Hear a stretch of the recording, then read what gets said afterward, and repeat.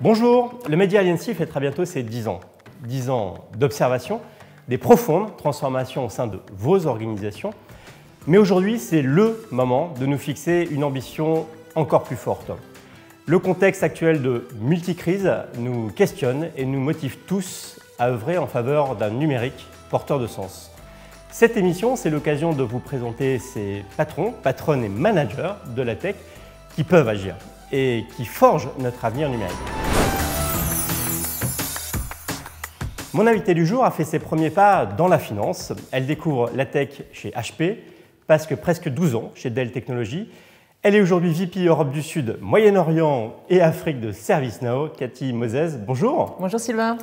Merci Cathy d'être avec nous. Alors, on va t'embarquer pour une série de questions pour découvrir ton regard sur le numérique, voir si pour toi ce numérique est vraiment forever. Puis je te propose de débuter sans plus attendre. C'était quoi le déclic et tes premiers pas dans le numérique ?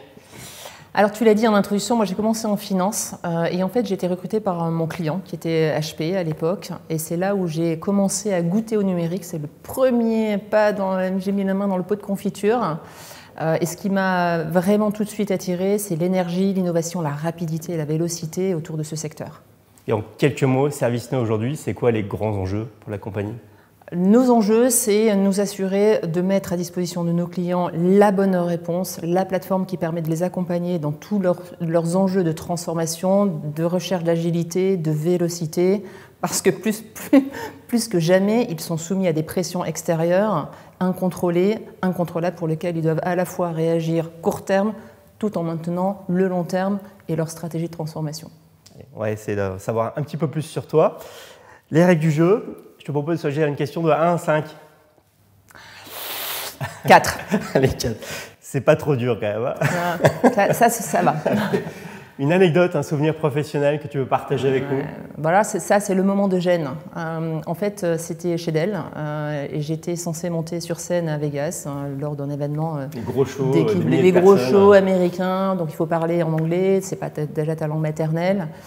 J'étais habillée avec une robe de soirée, parce que c'était le dress code. Et là, pam, 5 minutes avant de monter sur scène, la robe se déchire dans le dos. Et là, à partir de ce moment-là, c'est trou noir. Je suis montée en automate sur scène. Je pense que quelqu'un m'a mis une veste sur les épaules. Je n'ai pas de souvenir.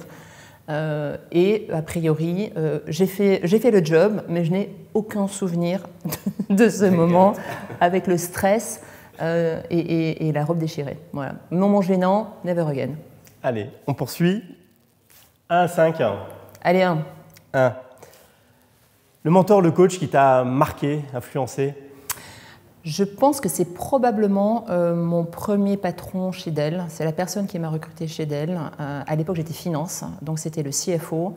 C'était quelqu'un qui était à la fois ultra visionnaire, ultra exigeant, mais ultra empathique et a supporté vraiment ses équipes. Je pense qu'il a fait beaucoup pour ma carrière, il a fait beaucoup pour ma confiance en moi, notamment parce que je suis une femme, et c'est quelqu'un qui sait repérer, développer les femmes.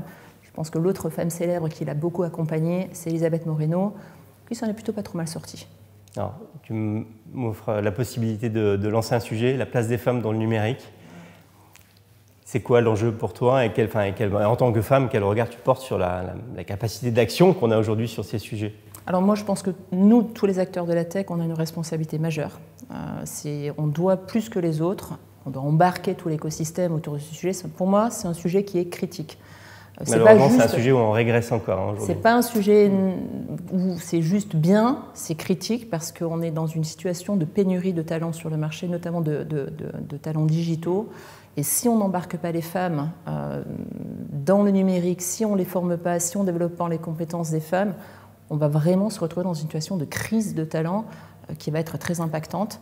Donc, outre l'aspect diversité au sens large, équilibre, c'est vraiment un sujet critique de capacité à mettre en œuvre les solutions digitales aujourd'hui. Allez, on poursuit. 1 à 5. 2. 2. Ce dont tu es le plus fier dans ton parcours ? Il y a beaucoup de choses dont je suis fière, mais certainement ce dont je suis le plus fière, c'est les succès de mes clients.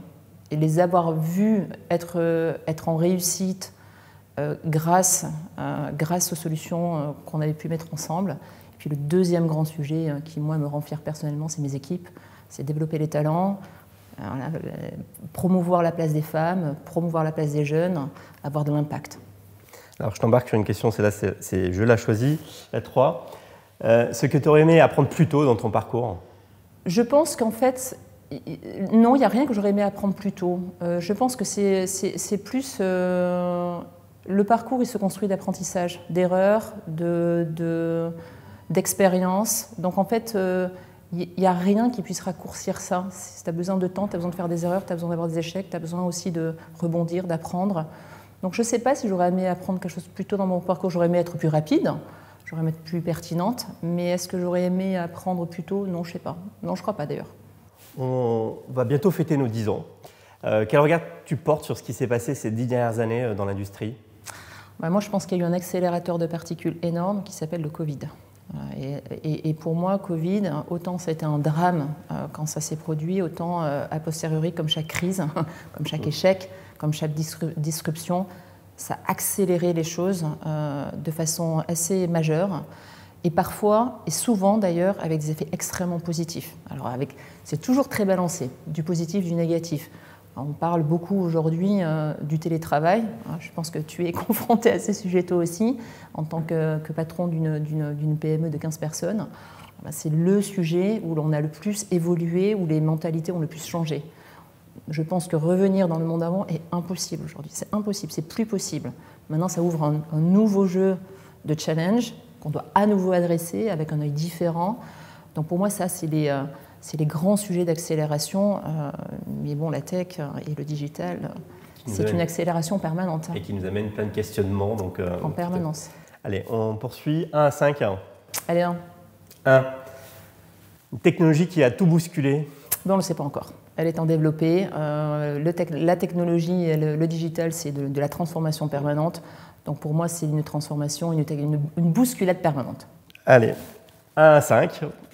3. 3. Une urgence.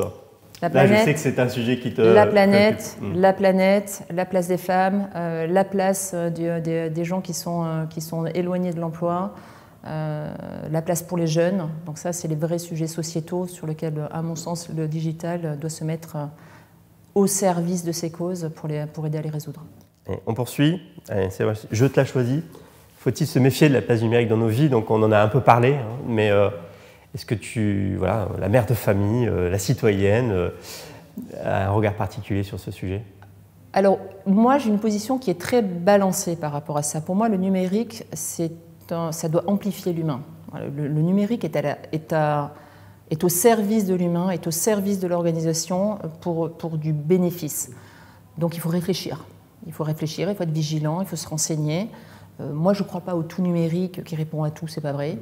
Je travaille dans la tech, donc je suis bien placée pour savoir que le numérique, ça a des bénéfices, mais il y a aussi des aspects plus sombres et il faut être vigilant. Encore une fois, c'est la technologie pour le bien. Allez, la 5, ta vision du futur du travail. Donc là aussi, c'est un sujet qui te préoccupe. Oui, pour moi, c'est centré sur l'humain. Le futur du travail, c'est centré sur l'humain. C'est centré sur les personnes, augmenter l'humain. Pour moi, le futur du travail, c'est un monde qui est plus moderne, plus accessible, plus véloce, plus agile, au service de l'humain. Tu le disais en préparant, et puis les organisations s'ouvrent aussi beaucoup plus. Par la force. On a parlé du Covid auparavant, ça a été une énorme disruption dans la façon dont les organisations, dans la relation entre les employés et les organisations. C'est vraiment un gros changement de paradigme. Et on poursuit. On va présenter bientôt une sélection de 100 personnalités qui donnent du sens au numérique. Quelles sont là où les personnalités que tu veux nous suggérer? Alors moi j'ai choisi une femme parce que de toute façon j'ai à cœur de mettre en lumière les parcours féminins et je dirais, si je devais en citer une, certainement de regarder Christelle Hellmann qui vient d'arriver à la tête d'Orange, femme à la tête du CAC 40. C'est un symbole, c'est important, il faut qu'elle soit en succès, donc je dirais Christelle. 1, 5. 5. Allez. Pour déconnecter, tu fais comment? Moi, j'ai pas de souci, j'ai 4 enfants, donc à partir du moment où je rentre chez moi, je suis mécaniquement aspirée dans d'autres soucis et dans d'autres préoccupations, donc je déconnecte naturellement. Allez, un super pouvoir que tu aurais adoré avoir? Ah ouais, me dupliquer, être à plusieurs endroits en même temps, pouvoir faire plusieurs choses à la fois. l'autre métier que tu aurais aimé faire si tu n'avais pas fait cette carrière dans le numérique? Ouais, je pense que j'aurais choisi un métier au service de l'humain ou au service de la planète. Alors, je pense que quand j'étais jeune, le service de la planète était quand même moins prégnant, mais le service de l'humain, si. Peut-être médecine, quelque chose qui apporte une valeur et qui a de l'impact. Cathy, merci d'avoir joué le jeu de cet entretien. Sylvain. Avant de terminer cet entretien, 2 questions. Est-ce que tu as un message à passer aux équipes Aliency pour ces 10 ans? Félicitations et merci à vous pour être des agitateurs d'idées, pour mettre en communauté des avis, des perspectives, pour nous aider à grandir et pour faire de nous des acteurs responsables. Merci, parce que tu es à la tête d'une compagnie avec qui on a beaucoup bossé, donc pourvu que voilà, on va prolonger ces sujets. Et pour conclure, est-ce que le numérique est vraiment forever pour toi? Oui, moi j'y crois. Moi, je crois que vraiment le numérique, ça fait partie de notre vie, ça fait partie de notre évolution. Il faut savoir le manipuler, il faut savoir l'utiliser pour qu'il soit positif. Mais je ne vois pas comment demain on peut se passer du numérique dans nos vies et dans le futur avec toutes les innovations qui sont encore devant nous, en particulier pour les sujets qui me sont chers et qui me tiennent à cœur. Cathy, merci à toi. Merci Sylvain. Merci à vous de nous avoir suivis. Alors, je vous invite vraiment à aller découvrir ces portraits de patron et manager de la tech sur aliency.fr. À bientôt pour un nouveau parcours et puis à bientôt pour ces 10 ans. Au revoir.